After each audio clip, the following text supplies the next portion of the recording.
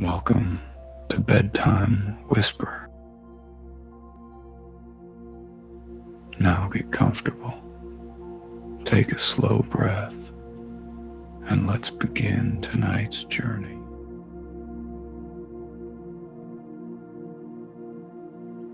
The village that measured time with shadows.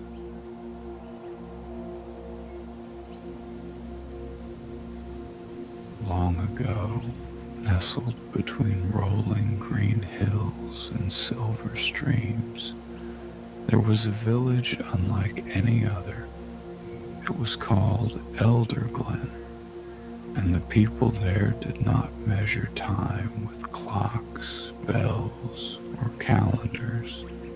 Instead, they measured time with shadows.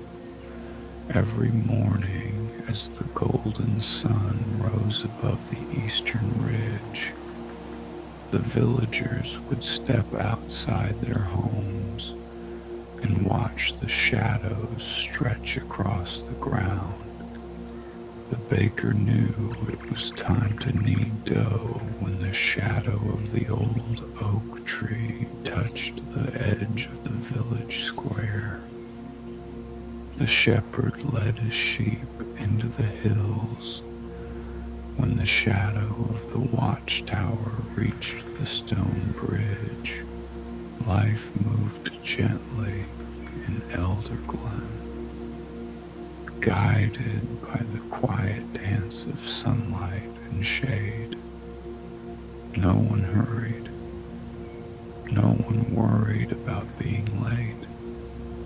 The shadows always arrived exactly when they were meant to. At the center of the village stood a tall stone pillar known as the sun marker. It had been there for longer than anyone could remember. Throughout the day, its shadow traveled slowly across a circle of smooth white stones. The children loved to sit beside it and watch the shadow move. To them, it felt like watching a giant, invisible hand painting stories across the earth. Among these children was a curious boy named Oliver. Oliver often wondered about things that others accepted without question. One summer afternoon, while lying in the grass beside the sun marker, he asked his grandfather, "Why do we measure time with shadows?" His grandfather smiled beneath his silver beard. "Because shadows remind us that time moves gently," he said. Oliver considered this. But what if we had clocks instead? Perhaps, his grandfather replied. We would spend more time watching the clocks than watching the sky. The answer stayed with Oliver, though he wasn't entirely satisfied. Years passed. Oliver grew taller, stronger, and even more curious. One autumn evening, a traveler arrived in Elder Glen. The stranger carried a brass pocket watch that gleamed like gold in the fading sunlight. The villagers gathered around in fascination. Most had never seen such a thing before. The traveler opened the watch, and tiny hands moved across its face. "Remarkable," whispered the baker. "Incredible," said the shepherd. The watch ticked softly, tick, tick, tick. The sound seemed almost magical. Oliver was captivated. "How does it know the time?" he asked. The traveler smiled. "It never looks at the sun. It keeps time all by itself." The villagers exchanged astonished glances. A clock that didn't need shadows, a clock that worked in darkness, a clock that measured every second. For days afterward, Oliver could think of little else. Eventually, he gathered bits of metal, old springs, and discarded tools. With books borrowed from the traveler and endless determination, he began building a clock of his own.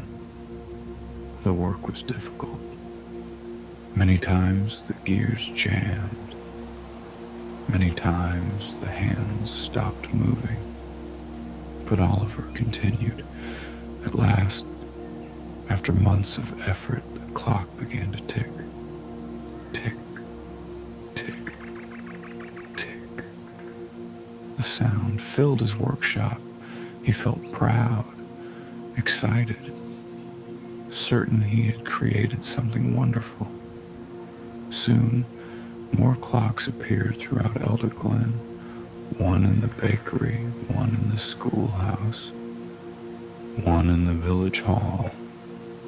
The villagers admired them greatly. At first, nothing seemed different. Yet slowly, small changes began to appear.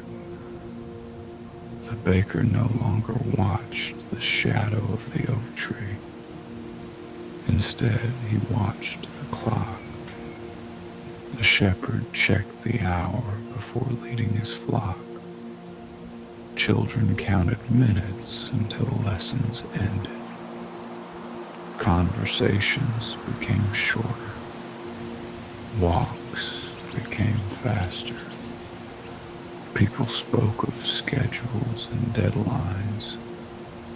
The village remained beautiful, but something subtle had shifted. The gentle rhythm that once guided daily life seemed quieter.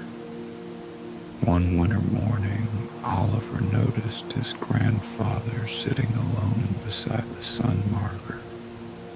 Snow covered the fields, and pale sunlight cast long shadows across the village.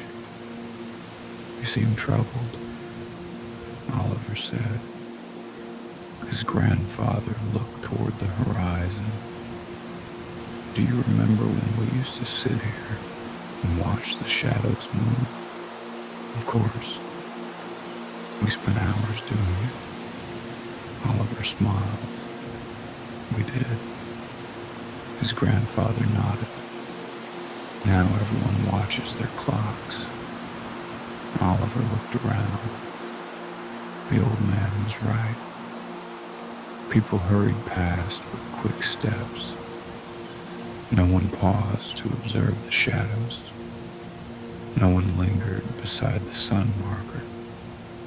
For the first time, Oliver felt a small ache in his heart.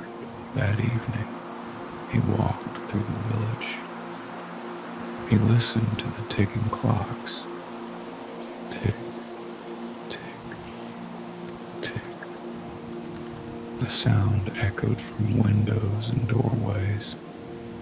Once, it had seemed exciting. Now, it felt strangely loud. The next morning, Oliver climbed the eastern hill before sunrise. He sat alone as dawn slowly painted the sky with soft pink and gold. The world felt peaceful. Birds stirred among the trees. Mist drifted above the fields. And then he noticed something. The shadows were moving, not quickly, not dramatically, but steadily, gracefully. They stretched across the landscape exactly as they always had. The hills were not rushing. The trees were not rushing. The river was not rushing. Nature kept its own gentle pace. Oliver remained there for hours. By the time he returned to the village, he had made a decision. A few days later, he invited everyone to gather in the square. The villagers arrived carrying questions and curiosity. Oliver stood beside the sun marker. "I have something important to share," he said. The crowd grew quiet. "When I built the first clock, I thought it would improve our lives." The villagers nodded. "It has helped us keep schedules," someone said. "It has made many tasks easier," another agreed. Oliver smiled. "Yes, clocks are useful." He paused, "But I think we forgot something."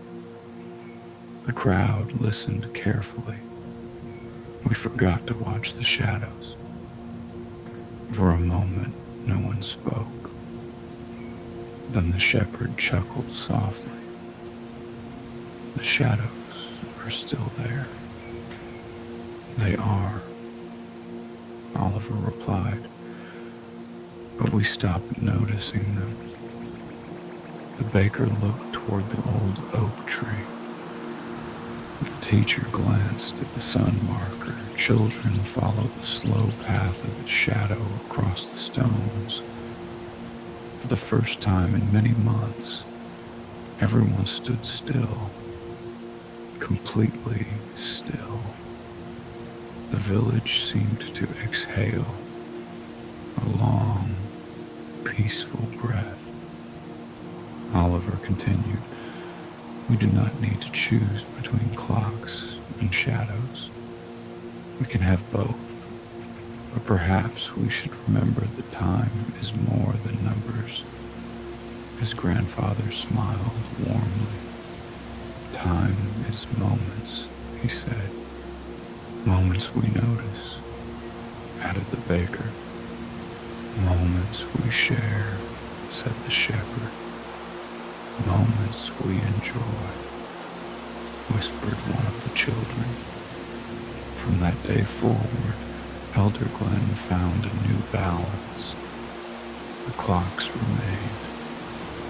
They were useful tools, but the villagers no longer allowed them to rule every moment. People once again paused to watch sunsets. Children sat beside the sun marker. Neighbors lingered during conversations. The baker sometimes waited for the oak tree's shadow before beginning his work, even when the clock told him the hour. And every evening, as golden light stretched across the village, people looked at the shadows and remembered. Time was not something to chase. It was something to experience. Years later, visitors often asked why Elder Glen still treasured its shadows when clocks were everywhere. The villagers would simply smile. Then they would point toward the sun marker and the slow-moving shadow gliding across the stones. Because in Elder Glen they had learned a quiet truth. The sun never hurried. The shadows never worried. And yet they always arrived exactly where they needed to be. So the village continued measuring time with shadows. Not because it lacked clocks, but because it understood something deeper, that the most beautiful moments in life are often the ones we notice, when we stop rushing and simply watch the light move across the world. and beneath the warm glow of the setting sun, with shadows stretching gently over the earth, Elder Glen rested peacefully, exactly as it always had, and exactly as it always would.